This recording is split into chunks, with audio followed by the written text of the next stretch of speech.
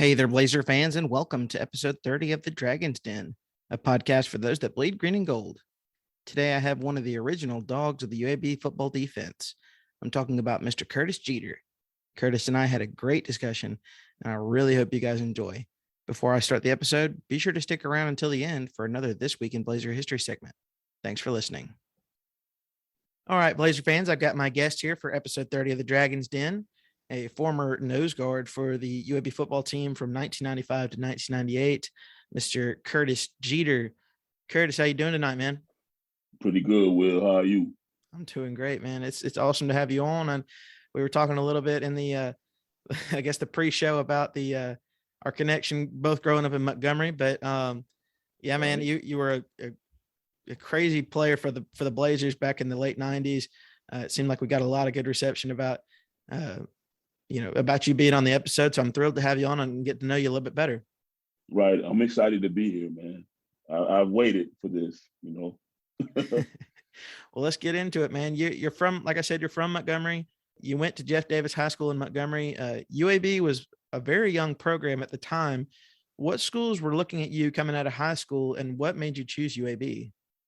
Well, you know how recruiting goes as far as like junior year, there might have been a bunch of schools. So we might have been like Arkansas, Auburn, Bama, Memphis, and a few others, but when I actually think the only recruiting trip I took was to UAB. Me and Omar Parker, who was a high school teammate of mine, we both came on a recruiting trip. And, when they said that we would be like the start of something new, I guess I kind of wanted to be the first, so we decided to go to UAB. Watson told me, he's like, you can go anywhere else in the country and you'll be a small fish in a big pond. And he's like, you can come here and you'll be the big fish. And he didn't lie. I mean, I was just out to play football, and it turned into, the numbers and the stats that you see. So, I mean, I was glad I made that decision. Well, that's awesome, man. When you arrived, it was also Watson Brown's first year at UAB. You mentioned he was recruiting you. What was your first impression of Coach Brown, and what was it like playing for him? Watson was a good guy. On recruiting trips, most of the time you spend with your position coach. So, Donahoe was my guy, Pat Donahoe. And, at the end, they were just happy to have me. So, the choice wasn't really that hard. Watson was a good guy. He told me the truth about a lot of things. And in the long run, he allowed me to be me and allowed me a chance to play football, and be a pretty good player at that. And let me tell you this, there's a funny story, right? So I actually think Mississippi State was in that list of recruits, like people that were recruiting me. Mm-hmm. So later on, my senior year, maybe before that, Bill Clay became our defensive coordinator. So just the word Bill Clay, we're talking, and he was like, yeah, I really didn't know that you were that good, because I was we came to watch you play at Mississippi State. But like when we saw how tall you were, like we couldn't go back and tell Jackie Sherrill that, to give this guy a scholarship, because, back in that day, Mississippi State, their defensive line was like 6'3", 350 dudes, you know what I'm saying? So I really didn't fit the mold. Mm-hmm. But it's crazy, later on in life, Bill Clay and I crossed paths, Wow. So that's a funny story. Yeah, right. Well, I mean, you look back at your film, and I'll get into that later, man. It seems like you probably proved him wrong. I honestly, I was just out to play football, but I probably could have played anywhere in the country, Yeah. And most times on Saturdays that showed up. Yeah. Well, your first year at UAB started 0-5, but a 28-0 win against Wofford rallied you guys to win 5 of the last 6 games to finish the season 5-6. What was that first year like for you at UAB? Well, I mean, it was it was a learning process because, you leave home and now you have to be your own alarm clock. You have to wake yourself up. You have to go to class. And with all that, there is football. So, there was a struggle. I never got homesick because most of the times home was an hour and 30 minutes away. So, during the off season, I would just go, or when we weren't playing, I would just go home, wash clothes, come back. You know what I'm saying? My mom could come see me anytime she wanted. So, as far as playing, there really wasn't a problem or any getting used to, because at the end of the day, that's just what I did. And, the group of guys that I came in with, we were basically the first group of guys that were going to be like the D1 group of people to go on to play D1 football for UAB. So, we took it as it, what it was, and we just came to perform and play. I don't know if we got very much time to watch. Like, I know Sterick Morgan was a good friend of mine. Mm-hmm. I think we might have had a couple of like junior varsity games that freshman year, but after that, it was like 2 games for Sterick on the JV, and we're playing football like every week. So I guess we got lucky that the group of guys that came before us, there really wasn't a lot of them. Jackie Hurst was there, Robert Leslie, and a couple of other dudes, but we just had to, button our chin straps and go to work. Yeah. Yeah. Well, in 1996, your sophomore year, UAB moved up to the Division I level, like you mentioned, and the first game of that season was at number 18 Auburn. What was that environment like for you? Well, so my high school strength and conditioning coach had a struggle with me in high school. They would come get me during the summers to work out because I was just being lazy or whatnot. So after that freshman year, we knew that, it was kind of like a preseason run for what we were going to go through the next 3 years. So that summer we prepared. We worked out every day. I got a little better as far as my conditioning and, my motivation. And basically that summer we were preparing, he and I, for that Auburn game. So you see Auburn every week on TV being in the South. So, the Plains, you're used to seeing that. You could have never imagined, that's what you're going to be in front of. Like, it was like 80K maybe or something like that.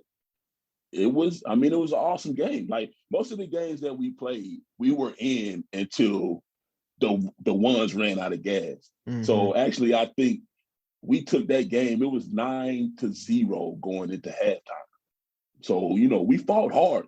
And plus we had a lot of dudes that were, we felt like it's crazy. I talk to Lucius Foster all the time about, we never felt like we were going to lose any game. Like, every game we played, we felt like we were going to win. Like, that was just our mindset, because we just a bunch of group of guys like that. But, that year we had Isaiah, Danon, Allen, and like those dudes are going to come to play every week. And then I think like Kerry Frazier. So Kerry was like an older dude, played linebacker, but he was a dog. So, every week we just went out and gave our best and basically let the chips fall where they may, man. It was an awesome feeling playing, like I said, somewhere that you had basically seen on TV all of your life, Yeah. And then, Fred Beasley, who went to lead of Montgomery, was like their top dog running back, fullback guy. So, it was basically trying to,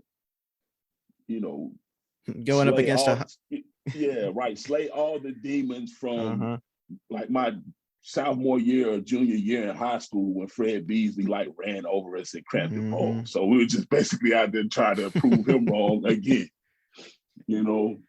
But it was a great environment for football. You see it every week. Those people love football and we love to play. So, Well, 2 weeks later, UAB celebrated its first win at the Division 1A level against a against Arkansas State, winning 42-17. What was it like to get that first win at that level? Well, in doing research for this, I tried to come up on either try to, go back and look at the stats or whatnot for that game, but I think it was cold. I think I remember it was cold and the grass was high and it was wet, might have been, but like you say, we start off slow, but when we get the playing ball, it kind of snowballs. So, we played a good game that day in order to get that win, and the offense played a good game, and it was enjoyable, man. Finally we get a win for what we were brought to school to do. Well, UAB had a true roller coaster season that year. You lost your first two, you won the next four, you lost the next four, but you won the season finale against Charleston Southern in a blowout to finish the year 5-6. What was your sophomore season like overall? Do you feel like you built on your freshman year? Yeah, I did. And, that year we saw a lot of good quarterbacks. I actually think like Jake DeLone, who went to Southwest Louisiana, Dante Culpepper. I think I sacked Dante Culpepper. We played Central Florida. We went to Maryland. I think I had a good game against Maryland. So basically, there was an improvement, and we got to play a lot more because the guys that had came before us, had left. So it was basically up to us. There were really no seniors left. I don't recall. So, it was basically our group that had to show up every Saturday. So, we all got better. College weight room, getting used to college, knowing what's expected of you, those things. So overall, I think it was productive. I mean, that would have been my first defensive lineman of the year, would have been 96. Mm-hmm. So, and the only reason I didn't get one in 95 because Robert Leslie was an animal. I don't know Robert Leslie is my GOAT, if anybody asks. Like Robert Leslie, I watch Robert Leslie go out every Saturday undermanned, undersized, and basically become an All-American, So, yeah, that was my first defensive lineman of the year. It came in 96. So I guess I did pretty good, Well, 97 was another year of runs. UAB lost the first three, won the next three, lost the next three, and then you won the final two. You finished 5-6 again. How frustrating was it to get so close to being bowl eligible and not cracking it? Honestly, I don't know, because I think we were just playing football. I don't know, when the season starts, was that a goal of ours set out? Did we know anything about a bowl game? Was that possible? Those things we just it's just like Groundhog Day. Like every year is basically the same thing. So I don't really know if we thought that, but if you look back at like all those seasons, I think we ended up being like 5-6 for like all 4 of my seasons in school. You know what I'm saying? So truly, I don't really know if the bowl had crossed our minds. You might want to ask like a coach if you get him on here about that. But I just know we were out to play football and we wanted to win every game. Like there was not, like I told you before, there was not a game that we went in that we thought that, oh no, they're gonna beat us, So not get to a bowl game. Oh, I would have. I mean, who wouldn't want that? Yeah. A bigger goal at the end of the season and continue to play with your friends. But I don't know if we were really disappointed or we're just like, on to the next. Well, your senior year, you talk about thinking that you can practically beat anybody. You started off with a pretty rough one in 98. UAB faced some very tough opponents that year, but it all started with a game against number 3 Nebraska in Lincoln. And I'll go to one of my social media questions from Tim Stevens on Facebook, who asked, What was it like to go open the season at Nebraska, who was the defending national champ in your senior year? Okay, so I guess it would be week 0 now. Nebraska played La Tech, and La Tech gave Nebraska a game. So we talking Tim Rattay and Troy Edwards, and they were throwing the ball all around on them. So I think we got a group of guys together and watched that game, and we went into it feeling a little better. And now we are seniors, so even more so now we feel like any game we go into is going to be a shootout. We had all gotten better, so we prepared that offseason for Lincoln. We go into Nebraska. It's probably 150 degrees on real AstroTurf. Like, you can basically see the steam coming off the ground. So on our way out the tunnel, it's crazy because they have like roped off like your path to the field. And it's like people on each side, probably like 10 deep on all the way to the field.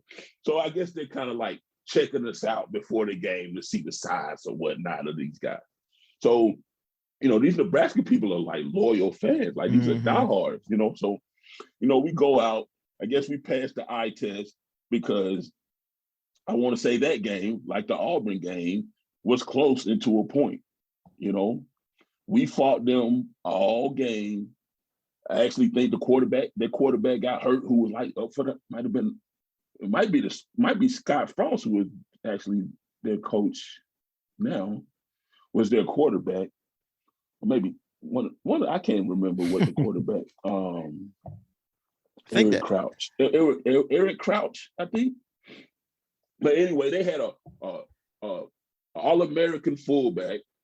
Their linemen, I want to say a couple of their linemen went to the NFL, and basically we held our own.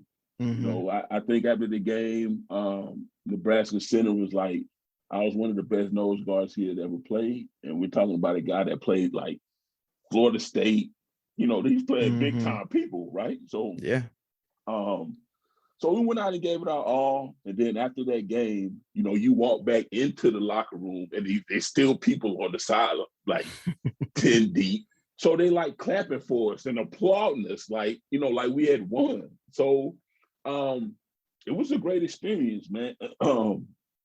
To finally, I guess, the things that you have been brought to school to do and to, show and prove that, your school is, I guess, one to be reckoned with, basically defensively, it was a good day for us. Yeah. Even the offense, like we played well into a point, and there was, I can recall, 90,000 people sounding like, when they cut the street lights on and there's like a buzzing sound. There was not cheering. There was like a big buzz. So it was hard to hear anything. But like I said, we gave it our all. I can remember like pouring water on my shoes because it was so hot. Like, it was ridiculous heat. And we're talking on turf, like at your grandma's house, like not this new turf, like the front porch turf. Like, you know what I'm saying? So, but we showed up. And then I think after that, we went home and got a win against Tennessee Tech, maybe. But, we were ready for anything that came our way at that point. We had added some pieces. So, overall, it was a good game for us. We didn't win, but it was overall a good game. Well, 2 weeks later, UAB lost a heartbreaker to Kansas in 4 overtimes, 39-37. What do you remember from that game? Exhausted. Exhausted at the end. We would always throw like balls to each other and passes before practice, like me and Steric or whatnot, because we never get to touch the ball. That's one thing you have to learn, like in college, being a defensive lineman or a lineman, like you'll never get to touch the ball.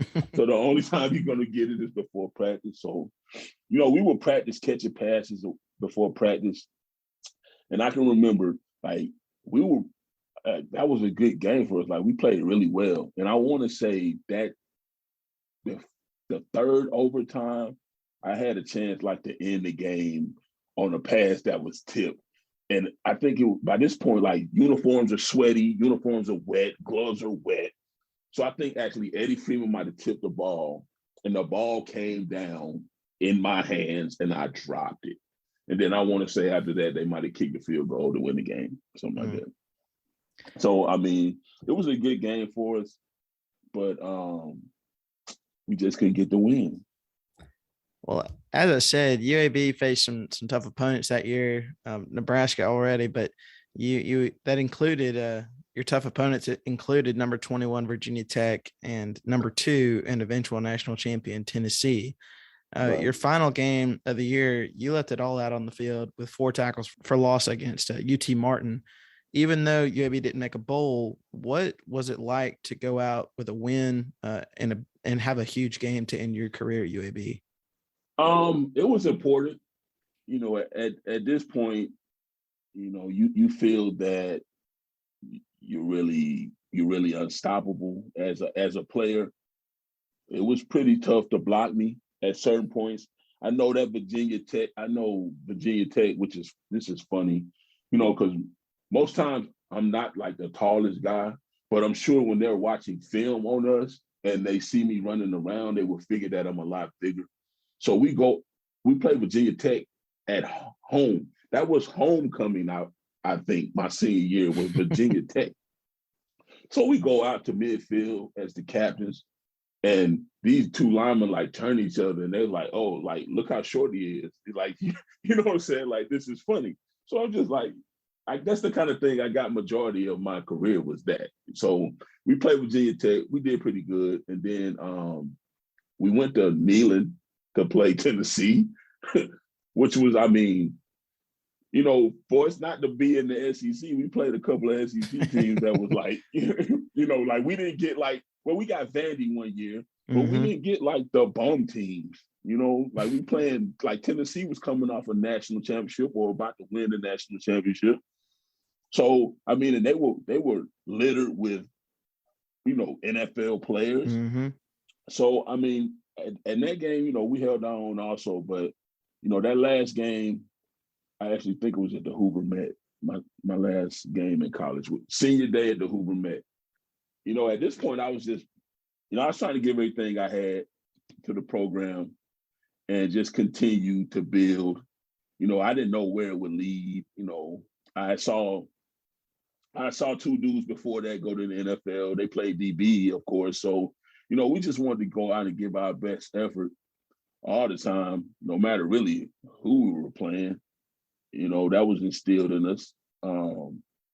You know, there's a loaf chart for bad plays. You know, now Bill Clay's our D coordinator, so you can't get away with anything at this point. You know what I'm saying? So there was a lot of practice running to the ball and chasing the ball. But overall, I think I finished my career pretty good. You know, that would I was an important part to the team. Like being a nose guard, I didn't throw a pass, I didn't run a ball, I didn't catch anything. But, you know, at this point, I guess I was like the leader of these guys. You know what I'm saying? But you wouldn't hear me say that. Like, you know, I was, I mean, maybe to like my friends or something like off the record. But at this point, I'm still like in my 20s. So I'm not really thinking about how, you know, how boastful this is, but it's just like, we just want to play football. Like, I'm not thinking about any of this. You know what I'm saying? Funny story, we go to East Carolina my senior year, and it's like, you know, Washington is telling me, like, get out there and stop them. Like, what am I going to do? I'm like, can't be Bugs Bunny and play like all of these spots. You know what I'm saying? But actually, you know, Brian Smith, quality, above average, Butkus, you know, preseason Butkus list. So, you know, my time there, I played with some pretty good ball players, you know. Definitely. So, I mean, you know, I think I finished college on a high note, you know. Well, you know, like I said, I watched some of your old game film, and, you know, for a big guy, you flew around. Like, I mean, I was, I was shocked. Like you were, I mean, even if you weren't getting the tackle on the play, you were affecting, the line in some kind of way. You were throwing guys around. You're flying to the ball, and I'm assuming that's how you got your nickname. But where did the nickname the Manimal come from? That you got? Okay, so my freshman year, my nickname was Pork Chop. Brandon Herring, and I don't know, maybe Donahoe came up with the name. Well, Brandon started calling me Pork Chop, so Donahoe just continued that. So, I came into college bigger than I probably should have been. So I spent my whole freshman year having to run after practice from the practice field to Bartow Arena with Bo Barton and Walt Maddox, who were our GAs, our D-line GAs. So I spent my whole freshman year being Pork Chop and having to run after we had ran. You know what I'm saying? So actually, college, where I first started getting tattoos, and I want to say my mom gave me a book of it was like the biggest cats or something like that. So I had a couple of tiger tattoos, you know what I'm saying? So I don't know if the school newspaper caught wind of that or whatnot. So I actually think somebody out of the school newspaper made that up. Nice. I don't think it was I didn't give myself that or anybody on the team started calling me that. I actually think it came from the school newspaper, All right. Yeah. Well, as you've name dropped a few of the guys you played with, but man, UAB had some dudes on the defensive side of the ball in your era, like Dane and Sidney, Isaiah Reese, Brian Smith, Rodriguez Brooks, and so many others. I could literally go on and on. And if, Right. if you're listening and your former teammate, don't feel bad. I could go on and on about some of the guys you played on, man. Yeah, right. So don't feel bad. But what was it like playing with these guys, man? Well, see, okay, so Allen and I are probably a lot alike because Allen was a safety that was undersized, but you didn't really want to cross paths with Allen because he would lay you down. So we're talking about before targeting, you know what I'm saying? So we're talking Allen was a hard hitter. Dana was fast. I mean, he was the 100-meter champ, Conference USA. But so all of these guys are above average talent-wise, and having to play on this level, I'm pretty sure they could have played anywhere in the country, It just so happened we got lucky enough to get them. There's very few times that I would have to worry about what was going on back there. I would just have to worry about was I doing the right thing? Because most of these guys were, maybe a year or two ahead of me. So, they were mature, probably more mature than I was at this period of time. You know what I'm saying? So, and Dana was very, I don't know, Dana was so about business. I don't know if he ever cracked a smile, you know what I'm saying? But those were a good group of guys to play with. Like I say, Sterritt Morgan came in as a tight end and moved him to D end, and he became one of our top players. Every time I look up, I'll time to time watch film on my own around here, and if I wasn't making a play, Sterritt was there. So Sterritt was, a good player for us. I want to say my senior year, maybe the year before, we brought in James Lewis, who played with Pernell Davis. So they were high school teammates. We added Eddie Freeman and Brian Thomas. So we talking about NFL quality guys that we happen to play with. You know what I'm saying? I talk about Eddie Freeman all the time, and it's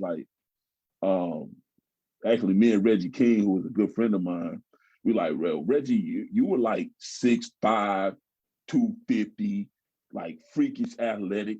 The only difference between you and Eddie Free is that Eddie Free was a football savant. If you could run anything down in NFL history or the history of ball players, then Eddie Free would come up with the answer. So, Dang. I played with a lot of good players, and then even on offense, there's not a time that I go out and I don't mention, if somebody's talking UAB football, I'm going to talk about Carl Sanders, because for a long time he held the rushing record. And what's funny is Carl is from Montgomery. He got people in Montgomery, but Carl came from a JUCO. And it's crazy because, we'll talk now. It's like me and Carl spent a lot of time together because like his dorm room was down the hall from mine. So we would sit in the dorm room and like, we were trying to like get dreads. So we would be sitting in the room twisting our hair, and it's crazy. Carl was the MVP one year, and then I was the MVP like the last year. So, I played with a lot of good players at school. So, I mean, overall, it was a great experience, man. Like I say, I probably love Birmingham more than people from Birmingham. It's like so nostalgic every time I ride through there. The only thing I'm missing is Fat Sam's, man. Yeah. That's the, you know what I'm saying? Man, I miss Fat Sam's too, man. Yo, I mean, that was my guy. So that's probably the only thing I miss more than anything about Birmingham is going to get a chicken Philly from Fat Sam's. You know what I'm saying? Well, you mentioned them both, but Eddie Freeman and Brian Thomas, what was it like being a senior on the team and Freeman and Thomas coming in as freshmen on the line with you? Like, what was it like going up against them in practice? Like, I mean, I know you were on the same side of the ball and everything, but like, I mean, what was the potential like with those two guys? Right. It was out of the roof because, I mean, even, Brian Thomas not starting and getting spare, playing time here and there. I think he like led the team in sacks or something. You know what I'm saying? Or was like up there with Sterrick for leading sacks. But now we're talking quality athletes that look like they could actually play at another school. We're talking like 6'4", 240, run a 4.4, 4.5. Eddie Freeman's a monster. His arms are long. Like, you know what I'm saying? Now we're talking about guys who are like extra special bodies. And so by this time, I guess I was just happy to be able to show them how it should look, because I was probably playing football at a high level at that point. So, to give them somebody to look at, to see how it was done. We talk a lot about you practice how you play, and I practice majority of the time how it would look on Saturdays. I guess I was just a guy there just enjoying myself. Really. So, yeah. You also went on to play several years in arena football. What was that like? It was great. I got to see a lot of the, like, I want to say when I left college in 99, it was 98, I went to play indoor professional football in Biloxi, Mississippi, with the Mississippi Fire Dogs. The owner of the team was like Brett Favre's dad or something like that. John Forcade, who went to Ole Miss, was almost like a player coach. So this is like something you see in the movies. Like the guy's our coach, but he's the quarterback too. Like, you know what I'm saying? So Kenny Causey, who went to UAB, he was on that team. He was actually from Gulfport, Biloxi area. Playing football, I mean, arena ball, I got to see a lot of the country from that. Bus rides. I mean, it wasn't glamorous, but I got to see a lot of the country. I played in the Staples Center. I've been to Vegas. I've been all over the country with football. After the Fire Dogs, Art Clarkson, who's known for having, RP Art Clarkson, who's known for having the gift to have semi-pro teams, you know what I'm saying, be elite. He was friends with Watson. So after I came back from Biloxi, Watson was like, yeah, my friend's starting this league, he's starting this team, and he wants you like to be one of the first dudes on his team. So I can remember like going out to eat with Art and 5 Points, basically like another recruiting trip with, recruiting meal with Art. So, I ended up playing with the Vipers for a while, and then actually I played with the Vipers a couple games, and then I went to the CFL. So actually, football took me out of the country. So I got to see the Canadian version of NFL football and how much, they love their game the same way we love ours. You know what I'm saying? So I can say, I didn't make it to the NFL, but I played a lot of good football. And, and everywhere I went, I was blessed to be like a big part of teams. I was somebody that they could rely on to make plays and win ball games at the end of the day. Well, that's awesome, man. One of my other social media questions came from another guest who I've had on the show and another all-time great for UAB, Mr. Andy Galloway. On Facebook, he asked, how much trash talk did you talk in the trenches? And if so, did you think getting in the offensive lineman's head helped you become one of the greats? I think the majority of the trash talking was probably for myself. I'm undersized, so at one point I would feel like the trash talk would make me bigger than I was. But if you know anything about me, most of the time when I'm like nervous, I will do a lot of talking. But when I finally got, I guess, the elite trash talk game, it probably did help me a lot more than it, than it hurt me. I mean, the key to really, the trenches situation is, can you outlast your opponent? Because there will be a certain time in that game that somebody has to break. And if you're in shape and you're making a lot of plays, most of the time it's the other guy. Mm-hmm. So at that point, you can really start talking trash. You know what I'm saying? Once you got somebody beat, it's pretty much the trash talk game is on then. But, at a certain point, I just felt like that's what my teammates needed. Most of the time it was kind of like, let me distract the people so these guys can go make plays and they don't have to worry about anything else. You know what I'm saying? So yeah. I basically think my teammates knew that. Because, I mean, if you go back and look at pictures of like, the group we call Death Row, if you look at a picture of us, like all of them other guys are like serious face, and I'm like the only dude smiling. You know what I'm saying? So I guess they kind of expected that out of me. I guess I was the bell cow for the most part for those teams. So yeah, trash talking is a part of the game, and still to this day. I mean, at my age, it's pretty tough to like play any sports because I can't. It's just like tough to.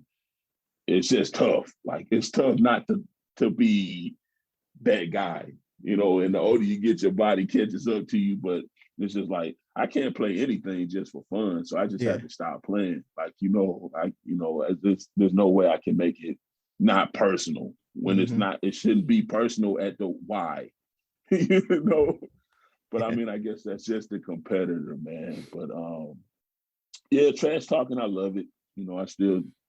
I'm trying to get paid for talking now, so. That's just what I do, I guess. Who have been the most influential people in your life? It would have to probably be my mom, probably my family, my aunts. That coach, Curtis Stewart, who was my strength coach in high school, played a part in high school, basically, get me to the point where I could actually be a D1 athlete. Probably those people, just family overall. I had an old coach later in life is like, his name, we call him Coach T, the old guy from New York. And Coach T was like, you can't disrespect the name on the back of your jersey. So at the end of the day, it was basically for that. I went out to try to perform for the name on the back of the jersey. That's awesome. I'll go to one of my other social media questions real quick from Mike Rowe on Facebook. He also asked, and we've probably covered it already, but who was the toughest opponent you faced while you were at UAB? This is a funny story. So we're playing Southwest Louisiana down there, and I had pretty much been running over, like, running through linemen for a while.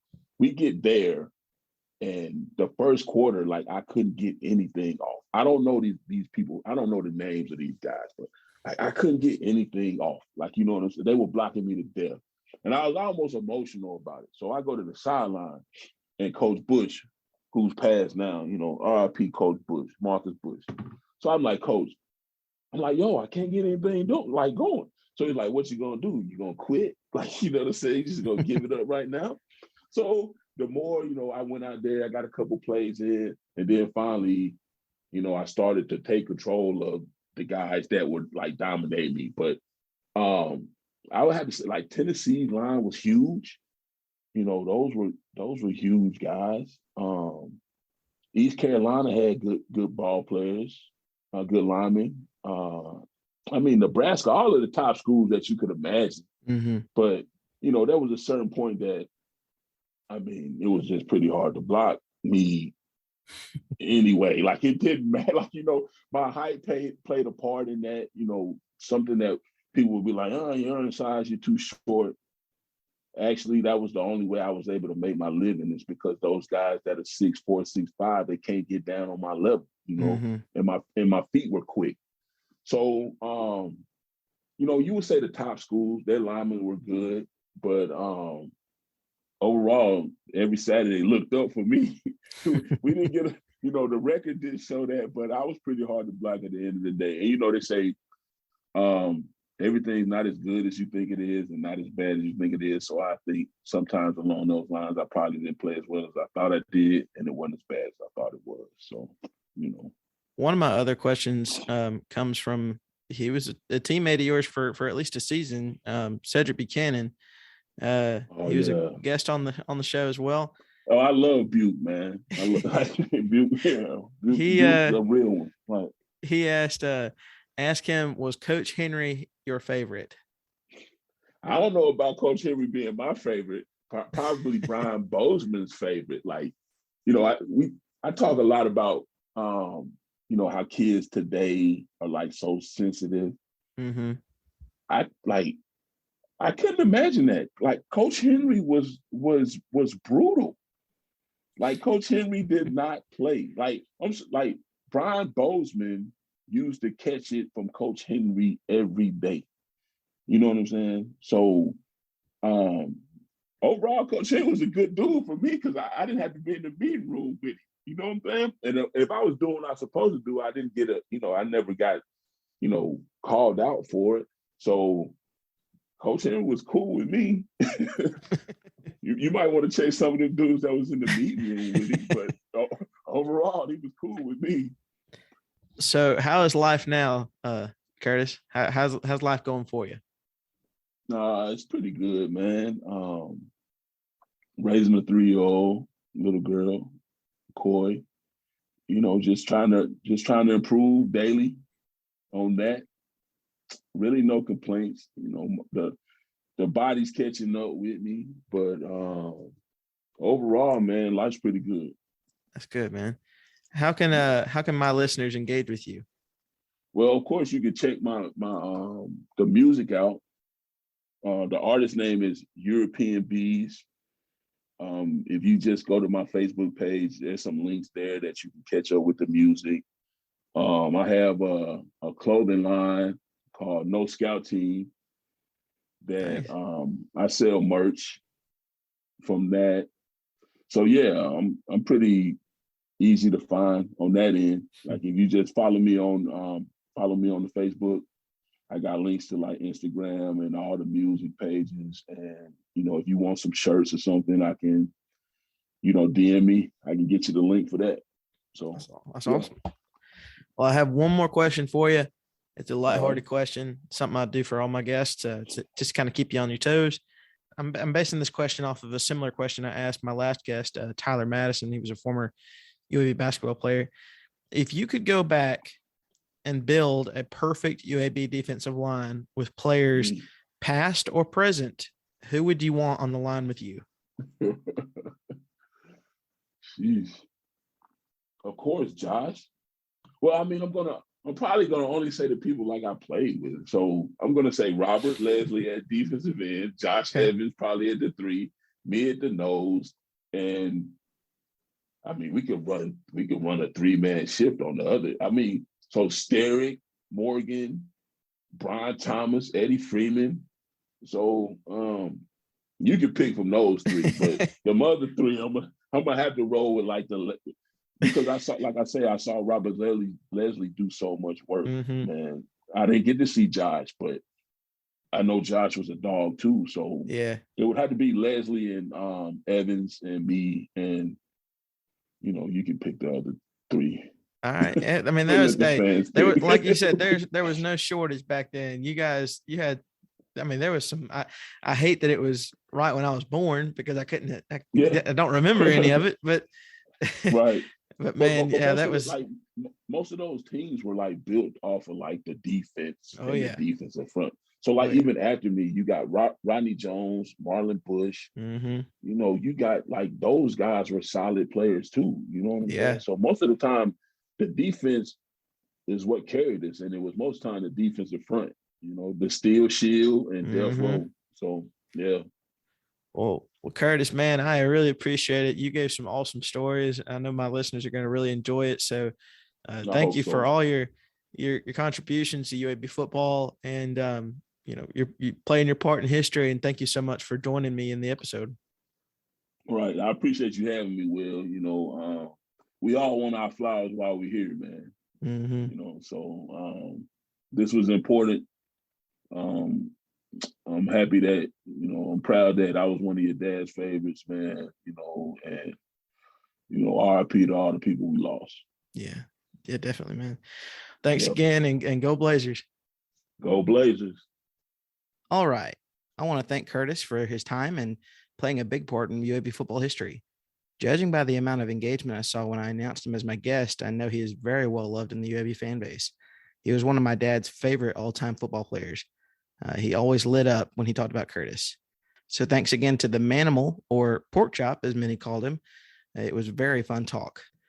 Before I go, I have another This Week in Blazer history segment covering notable sports events and Blazer birthdays from December 6th through December 19th. Starting on December 6th, just like last episode, I'm going to go over the records from the basketball team, women's basketball team, and football team. And like I mentioned, go over some notable sports events and birthdays. No notable birthdays on December 6th, but the basketball team is 5-5 all time on December 6th, and the women's basketball team is 9-6. One notable event that happened on December 6th, 2003, UAB traveled to Starkville to play Mississippi State. Mo Finley scored a career-high 38 points, taking over the game for the Blazers, scoring the team's last 17 points. His heroic efforts weren't enough, though, when Mississippi State made a short hook shot with 3.1 seconds left to go to give the Bulldogs an 86-84 victory. On to December 7th, the basketball team is 9-3 all time on this date, and the women's basketball team is 5-9. The football team is 0-1, as that was the Conference USA Championship game in 2019 against Florida Atlantic. No notable games, but two notable birthdays. Born on December 7th, Fred Williams. Fred played on the men's basketball team from 1997 to 1999. He was the second leading scorer on the team in his junior year and the leading scorer in his senior year. After leaving UAB, he played overseas in the NBA D-League. Another birthday is Laura Gonzalez. Born in 2001, she's a current distance runner for the women's track and field team. Happy birthday, Laura.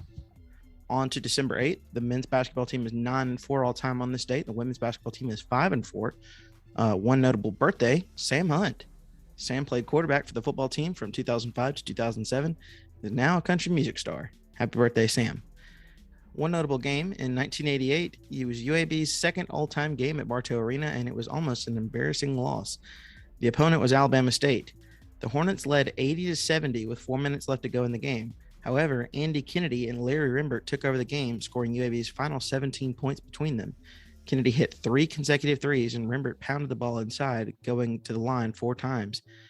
Kennedy and Rimbert alone outscored Alabama State 17-5 in the final 4 minutes. UAB won 87-85. On to December 9th, the men's basketball team is 3-5 on this date, and the women's basketball team is 4-5. No notable games, but one notable birthday.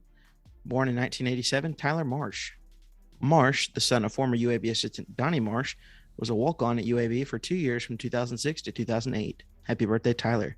On to December 10th, the basketball team is 4-5. The women's basketball team is 8-3 on this date. One notable birthday for December 10th, former UAB guard Tracy Foster. Tracy played for the Blazers from 1984 to 1987, scoring 679 career points. His best game was 31 points against Monmouth in 1986, named second team All-Sun Belt in 1986-1987, and Sun Belt Tournament MVP in 1987. One notable game, 1985, UAB faced Auburn, who had been ranked 10th in the nation in the preseason, but had lost 2 and dropped out of the top 25. UAB was 5-1 and ranked 16th in the nation. Although nationally televised on ESPN, there was a raucous crowd of 15,502 at the BJCC. UAB won 62-56, led by Michael Charles with 12 points. Chuck Person led Auburn with 17 points. On to December 11th.